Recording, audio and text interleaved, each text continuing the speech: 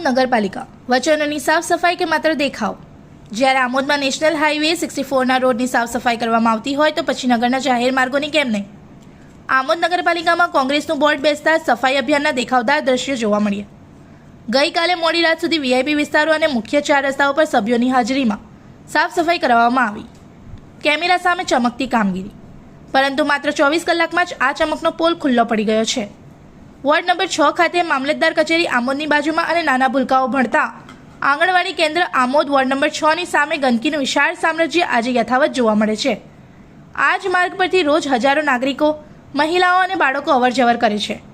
નજીકમાં તાલુકા પંચાયત આમોદ અને police station Navinagari Amod આવેલા હોવા છતાં અહીં ગંદકીના ઢગલા શા માટે યથાવત છે?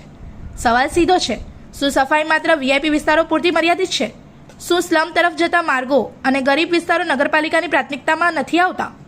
વર્ષોથી આંગણવાડીની સામે ગંદકી રહેતી હોવાની ફરિયાદો વચ્ચે નવી બોર્ડ રચાયા બાદ પણ સ્થિતિ યથાવત રહેવી નગરપાલિકાની કાર્યપદ્ધતિ પર ગંભીર પ્રશ્નચિહ્ન ઊભું કરે છે.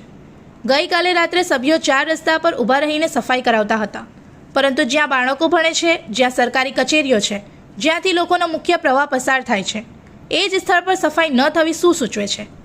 આમોદના નાગરિકો હવે પૂછે છે, સફાઈ અભિયાન શું કેમેરા માટે હતું? શું ગંદકી દૂર કરવાની જવાબદારી વિસ્તાર પ્રમાણે બદલાય છે?